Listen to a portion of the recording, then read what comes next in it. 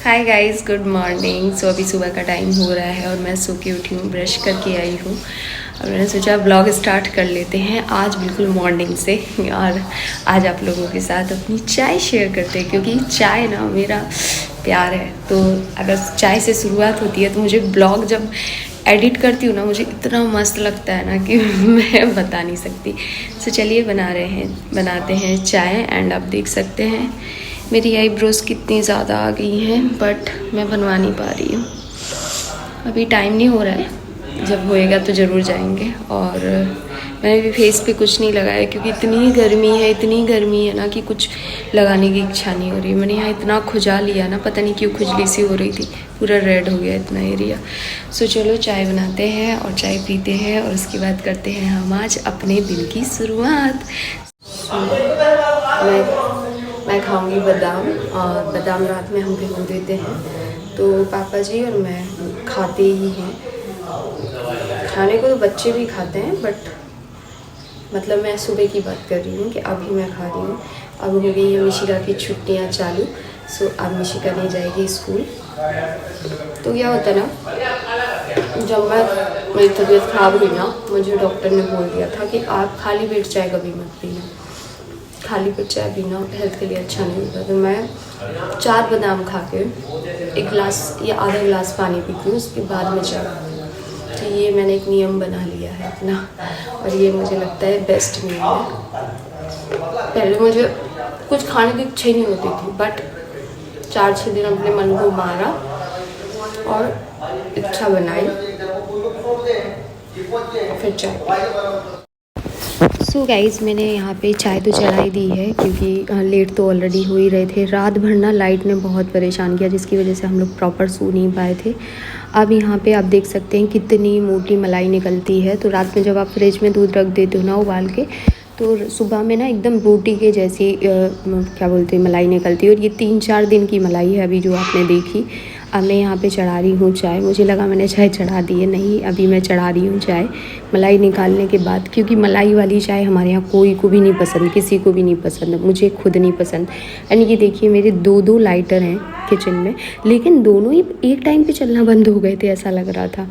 अच्छा, मैं इसमें डालूँगी पानी क्योंकि गाढ़ा होता है बहुत ही ज़्यादा दूध। और चाय आपको लग रहा होगा थोड़ी ज़्यादा चढ़ाई है, हाँ, क्योंकि क्या होता है ना कि पापा को तो जितनी देते हैं। मैं 2 बार चाय पीती हूँ। एक बार मैं जब बनाती हूँ तुरंत पीती हूँ, फिर उसके 10-15 मिनट बाद फिर से गर्म करके पी लेती हूँ। सो यहाँ पे मैं हाथ के हाथ बर्तन भी जमाती जा रही हूँ। मैंने ये सारे बर्तन रात में ही धो लिए थे। मुश्किल से 1 या 2 बर्तन रहते हैं जो मुझे सुबह मिलते हैं सिंक में, जैसे कि पानी पीने वाले ग्लास वगैरह। अदरवाइज़ तो मैं ऑलरेडी सारे बर्तन धो धा के ही सोती हूँ, ताकि किचन पूरा सुबह जब मैं उठूँ ना तो किचन क्लीन दिखे। तो किचन मेरा क्लीन इसलिए अभी आप लोगों को थोड़ा मैसी भी दिख रहा होगा क्योंकि सामान बहुत है किचन में, और हमारी अभी मॉड्यूलर किचन नहीं है, इसलिए शायद दिक्कत होती है। तो यहाँ पे हमारी चाय खौल रही है। सबसे मुझे पहले पापा को देनी है क्योंकि पापा को जाना है दूध लेने के लिए, और दूध का एक टाइमिंग है कि 8:30 बजे पापा को वहाँ पे पहुँचना होता है। तो सबसे पहले मैंने पापा को चाय छान के दी, और ये शुगर फ्री चाय रहती है जो पापा को मैं देती हूँ, बिना शक्कर की चाय रहेगी। इसमें कुछ भी नहीं डालते। विंटर्स में थोड़ा गुड़ डाल देते थे, लेकिन अब वो भी नहीं डालते।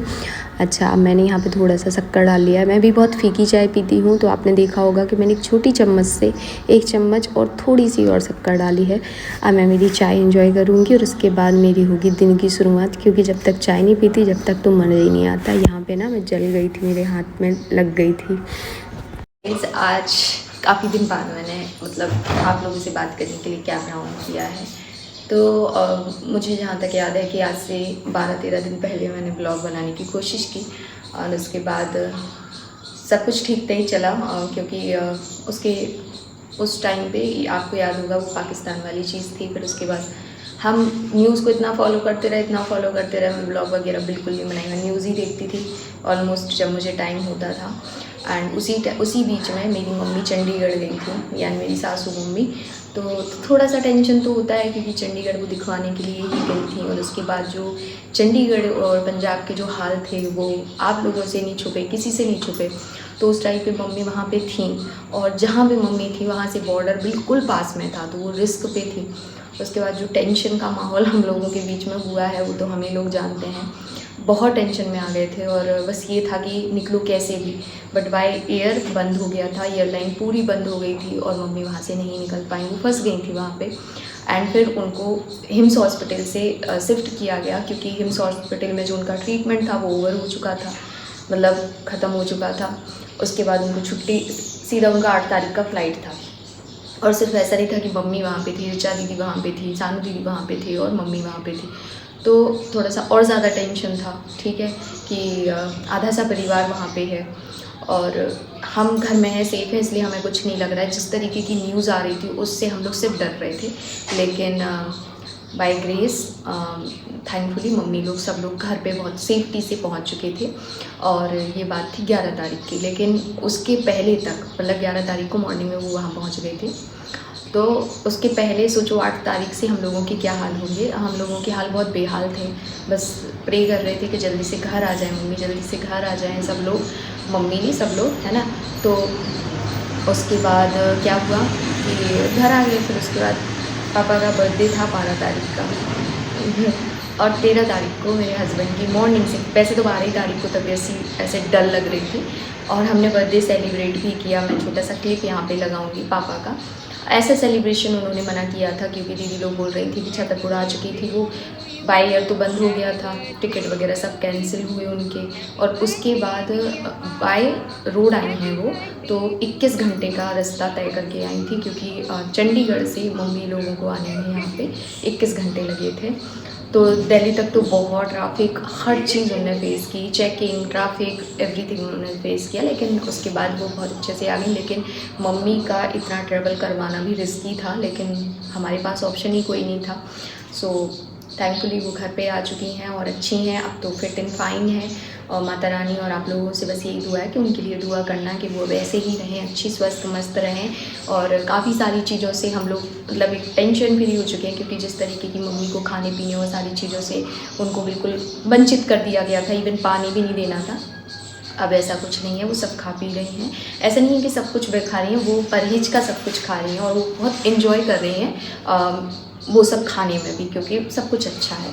जब मैं जाऊंगी तो आप लोगों के साथ उनका रूटीन ज़रूर शेयर करूंगी, ताकि आप लोग देखें कि मतलब ये सारी जो इतनी बड़ी चीज़ है, किडनी फेल होना लाइक बहुत बड़ी चीज़ होती है। और ये मम्मी की मेरी दोनों किडनियों की इशू थे, 3-5% वर्क कर रही थी, लेकिन नाउ सब कुछ फिट एंड फाइन वाला सीन है। ये नहीं बोल रही हूँ कि किडनी ठीक हो गई है, नहीं, लेकिन हाँ उस हिसाब से उनका डाइट रूटीन बन गया, उनका वर्कआउट बन गया, उनका सारी चीज़ें बन गई हैं, तो अभी वो ठीक है। तो ये तो हो गई मम्मी की अपडेट। उसके बाद 13 को मेरे हस्बैंड की तबीयत ख़राब हुई, फिर हमें पता चला उनको टाइफाइड है।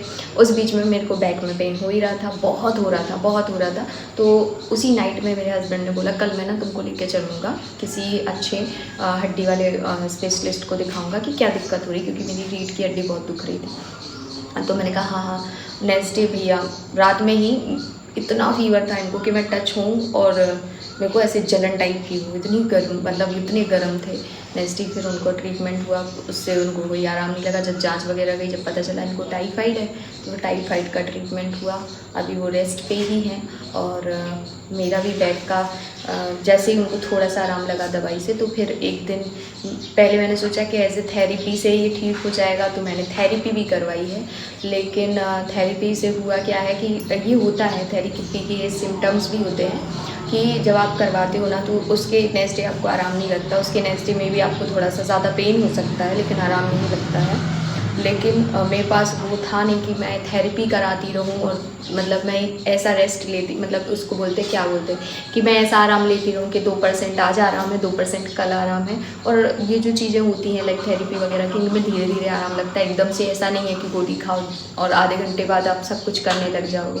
लेकिन यहाँ पे ऑप्शन नहीं है मेरे पास, मेरे को पूरा घर संभालना होता है। तो उस वजह से मैंने फिर क्या किया कि हमने अच्छे डॉक्टर को दिखवाया है, तो अभी आराम है। लेकिन हाँ 50% आराम है, पूरा आराम नहीं है।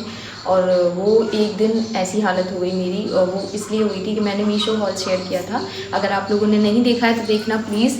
सो मैंने वहाँ पे क्या किया ना कि मैंने जो भी शूट किया तो वो तो मैंने बैठे बैठे शूट किया था, लेकिन जो मेरा लुक बुक था वो सब मैंने छत से किया था। अब छत की सीढ़ी यहाँ से देखा जाए तो 17 सीढ़ी है, 17 सीढ़ी चढ़ना, 17 सीढ़ी उतरना, और ये मैंने लगभग 7-8 टाइम किया था कि 17 सीढ़ी में चढ़ रही थी, उतर रही थी, चढ़ रही थी, उतर रही थी, जिसकी वजह से मेरे को और ज़्यादा पेन हुआ। नेक्स्ट डे मैं उठ ही नहीं पा रही थी, फिर अब ये लेके गए और अभी मैं ठीक हूँ।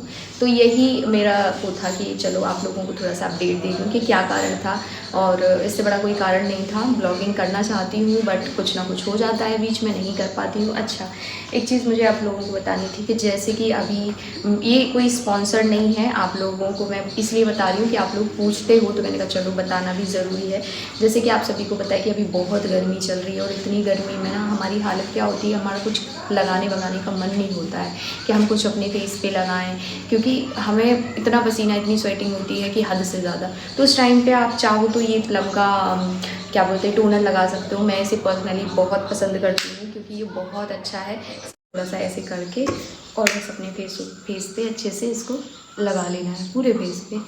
ये ना मतलब आपके फेस को ड्राई भी नहीं करेगा और एट द सेम टाइम हल्का सा मॉइस्चराइज भी करेगा, और आपको ऐसा नहीं लगेगा कि आपने कुछ ग्रीसी या स्टिकी कुछ लगाया है। इस टाइम पे आप चाहें तो जेल बेस्ड क्रीम लगा सकते हैं। पॉन्ड्स की जेल बेस्ड क्रीम बहुत अच्छी होती है, मैं उस प्रोडक्ट का लिंक डाल दूँगी जिस क्रीम की मैं बात कर रही हूँ। वो भी मैं लगाती हूँ बट वो अभी मेरी ख़त्म हो गई, मैंने ऑर्डर की है, जब आ जाएगी तो मैं आप लोगों के साथ शेयर करूँगी। तो ये जो टोनर होता है, ये देखो कितना अच्छा फेस दिख रहा है अब एकदम, जबकि लाइट नहीं है तो थोड़ा सा कुछ समझ में भी नहीं आ रहा, लेकिन फिर भी मुझे ऐसा लगता है कि नहीं, ये बहुत अच्छे से मॉइस्चराइज़ करता है आपके फेस को और हल्का सा ग्लो भी आता है इस टोनर से। और नाइट में मैं ना ये लगाती हूँ, प्लिक्स का सीरम है ये, इसमें 4% रेटिनॉल है, और ये ना बहुत अच्छा सीरम है। ये फाइन लाइंस को रिड्यूस करता है और रिंकल्स को रिड्यूस करता है, और इसका जो टेक्सचर है ना वो बहुत अच्छा है। ये देखिए, कुछ नहीं, सिंपली आपको इतना सा ऐसा लगाना होता है, ठीक है, मतलब इतना सा नहीं लगाना है, 2-3 ड्रॉप तो एटलीस्ट आपको लगानी है, और रात में आपको लगाना होता है। और मॉर्निंग जब आप अपना फेस धोएंगे ना, तो ये ना थोड़ा सा ऐसा लगेगा जैसे कुछ जेल निकल रहा है आपकी स्किन से, लेकिन सीरियसली गाइस, इससे आपकी स्किन बहुत अच्छी होती है। मैंने इसकी अभी तक 2 बॉटल खाली कर दी है जब से मैंने लिया। मैंने इंस्टाग्राम पे इसका ऐड देखा था, ना कि किसी इन्फ्लुएंसर्स को देखा था, लेकिन सीरियसली ये बहुत वर्क करता है, तो मैंने इसको मंगाया। अब थर्ड प्रोडक्ट जो मैं मेरी हेयर पे हमेशा यूज़ करती हूँ, मुझे काफ़ी टाइम हो गया है। एक तो मैं मामा अर्थ का सीरम यूज़ करती थी, हेयर ग्रोथ सीरम। रीज़न क्या है, मुझे हेयर ग्रोथ सीरम की वैसे ज़रूरत नहीं पड़ी क्योंकि मैं बहुत अपनी हेयर कट कराती रहती हूँ, मुझे बाल बढ़ाने का कोई इतना शौक नहीं है। लेकिन क्योंकि ये सीरम जो होता है ना, ये आपके न्यू हेयर्स को आने में ग्रोथ देता है, तो ये ना मतलब टेक्सचर है ना वो गाइस बिल्कुल पानी के जैसा है, ऐसा लगेगा जैसे आप पानी बह गया, ये देखो, ठीक है। और आपको सिंपली आपको अपने मतलब आप धो के भी, अपने बाल धो के भी आए हो ना, धोने के बाद सुखाओ और उसके बाद अपने पूरे स्कैल्प पे इसको हल्का हल्का सा लगा लो। इससे आपके न्यू हेयर भी आते हैं, आपकी हेयर ग्रोथ में बहुत हेल्प करता है, और ये भी फ्लिक्स का है। तो जब मैंने ये मंगाया था ना, तो ये मुझे दोनों मिल गए थे क्योंकि बाय 1 गेट 1 था उस टाइम पे, तो मैंने सेम प्राइस के ही थे ये, तो मैंने फिर ये दोनों मंगा लिए थे। तो मैं इनका लिंक दे दूँगी, अगर आप लोग लेना चाहते हैं तो ले सकते हैं, क्योंकि अभी ना आपको थोड़ा कम प्राइस पे मिल जाएगा। लेकिन ये स्पॉन्सर्ड नहीं है, मैंने अपने पैसों से मंगाया हुआ है, और स्पॉन्सर्ड आने लगे तो बहुत ही बढ़िया हो जाए। ये वाला प्रोडक्ट मुझे पर्सनली बहुत पसंद है, जो भी मैंने अभी दिखाया है। तो अभी मैं हाल फिलहाल में ना, इतनी गर्मी चल रही है कि मैं ज़्यादा कुछ ऑयलिंग में अपनी हेयर पे करती नहीं हूँ, तो मुझे लगता है कि ये बेस्ट है, और ऑयलिंग करना मुझे वैसे भी पसंद नहीं है। सो यही प्रोडक्ट मैं अभी यूज़ कर रही हूँ। लाइक मैं डे में इस टोनर को लगाती हूँ, जब भी मैं नहा के आती हूँ या मुँह धोती हूँ तो मैं इस टोनर को 2-3 बार लगा लेती हूँ। हाँ, सनस्क्रीन लगाना बहुत ज़रूरी है। सनस्क्रीन मैं कौन सी लगाती हूँ, मैं मामा अर्थ की सनस्क्रीन लगाती हूँ। स्पॉन्सरशिप में आई थी, उसके लिए झूठ नहीं बोलूँगी, इसलिए मैंने वो दिखाई भी नहीं आप लोगों को। वो मुझे आई थी 4, और सीरियसली गाइस, मामा अर्थ की जो सनस्क्रीन है बहुत अच्छा वर्क करती है, जिसमें से एक तो मेरी फेवरेट है। अगर आप लोग चाहोगे तो मैं उसका लिंक भी डाल दूँगी, क्योंकि वो इतनी अच्छी सनस्क्रीन है। वो भी बिल्कुल ऐसा लगता है कि आपने कुछ लगाया है, ऐसी फीलिंग नहीं आती, स्टिकी बिल्कुल नहीं होती। लेकिन हाँ, सनस्क्रीन लगाने से ना, अभी तो इस टाइम पे कुछ भी ना लगाओ आप अपने फेस पे, तब भी आपको ऐसा लगता है हल्का हल्का जलन टाइप की हो रही है, तो वो आप चाहो तो लगा सकते हो, क्योंकि सनस्क्रीन मस्ट है। आप घर के अंदर रहो, घर के बाहर रहो, कहीं पे भी रहो, आपको सनस्क्रीन लगानी है, तो वो आप कर सकते हो। बाकी इस ब्लॉग का कर रही हूँ एंड, और ये ब्लॉग कम चिट चैट ज़्यादा हो गया, क्योंकि चिट चैट ही है इसमें सारी। लेकिन हाँ, ये मुझे थोड़ा सा अपडेट अपने बारे में देना था। आप लोगों में से कई लोगों के क्वेश्चन थे कि क्या हुआ, क्यों नहीं आ रही।